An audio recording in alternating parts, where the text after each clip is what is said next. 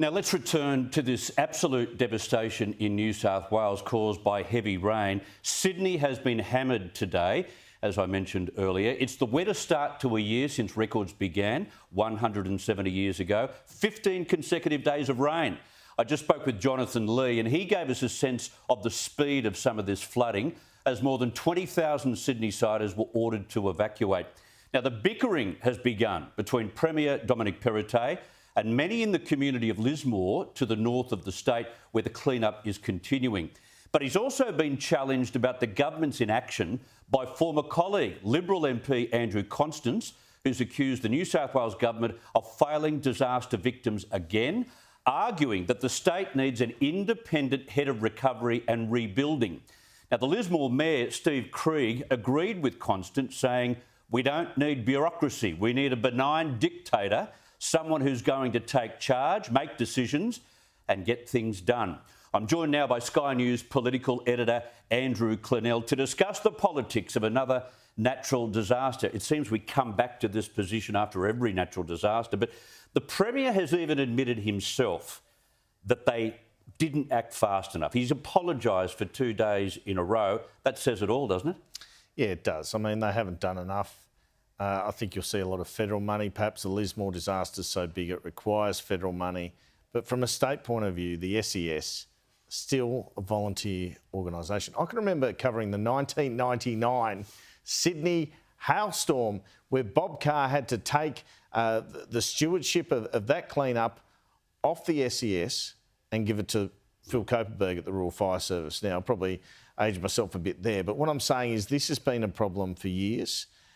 Look, the SES volunteers do a fantastic Wonderful job. But we have so many natural disasters now.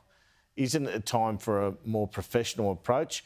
And you know what? If some of those sort of people have to twiddle their thumbs for a bit before they work 24 hours a day for several weeks, it's probably worth it. I'm not talking about bureaucracy, by the way. Because if his treasurer, Matt Keane, keeps telling us we're having more natural disasters... Well, that's right. Well, you've got to match that with the resilience and the kind of backup you need to get people off roofs and out of trees. Well, you've got this thing called Resilience New South Wales. No one knows what it does. It costs tens of millions. It's a nice, cosy little sinecure for Shane Fitzsimmons for, you know, doing a good job for Gladys during the fires. But what's it doing here? And it was funny because Dominic Perrottet went up there. He clearly felt for the people up there. But what was he doing up there for so many days? I mean, he's not there. He's got to be back here providing solutions. So good to see him back today. Yeah. Now, we've got the Premier's former colleague, the former Transport Minister, Andrew Clennell, who's trying to get into the federal parliament. He's having a whack as well, saying we need some kind of independent recovery body led by some kind of commissioner. And then today, this afternoon, Mal Lanyon, the former Deputy Police Commissioner, gets a job for recovery. Yes, and that's got to be a positive move because someone's got to be in charge and reporting directly to the Premier. But I was hoping you'd ask me about Andrew Clennell. I mean, he was a minister in the New South Wales Cabinet for 10 or 11 years, Chris. So what was he doing about that during this time? I mean, this bloke's running for Gilmore. He's sort of running against the governments. I quite like Andrew Clennell, incidentally. I think he's done a lot of good work over the years, but I've got to say, this is a con job, isn't it? To say it after the event. Yeah, I mean, it's easy to say after, but you were around the cabinet table. Yeah. OK, he was in transport, and he was treasurer at one point. I mean, it's a bit much. It's a bit rich. And maybe he's got a point, but, I mean, they already have an independent Resilience New South Wales, and it's not even working. So I'm a bit sceptical about what Andrew has to say at the moment. So you just made a really good point. We've got a Resilience Commissioner. Shane Fitzsimmons is one of those guys you could put in the front line right now with all those SES troops to go and recover, you know, everything in terms of property, assets, infrastructure, etc. Why is he sitting in an office in the city? Why do you need another entity to go up and save people in a natural disaster? I don't get it. No, you don't. I mean, what you need is a professional workforce to do it. We have a fire brigade, police service.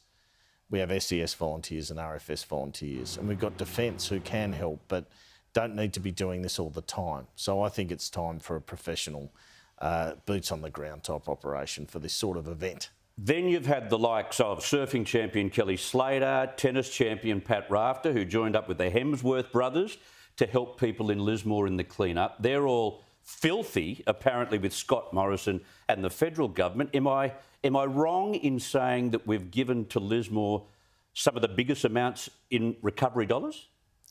Yeah, I think, well, you'll certainly hear a lot more tomorrow or this evening around that as well. So tomorrow, I think. So Expenditure Review Committee of Cabinet. So they've had a lot. I thought it was a bit cheeky of Federal Labor to say Shane Stone should quit for basically speaking a bit of truth, which is, let's stop rebuilding in these places that flood. Shift Lismore to a higher area. I'll tell you what the problem is, though. There are so many flood-prone areas in Australia.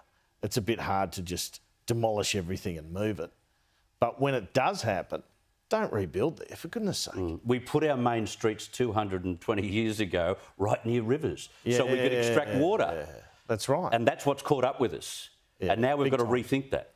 Oh, absolutely. And so, I mean, every time after these disasters, we get Royal Commissions, Commission of Inquiry. They tell us what we should do.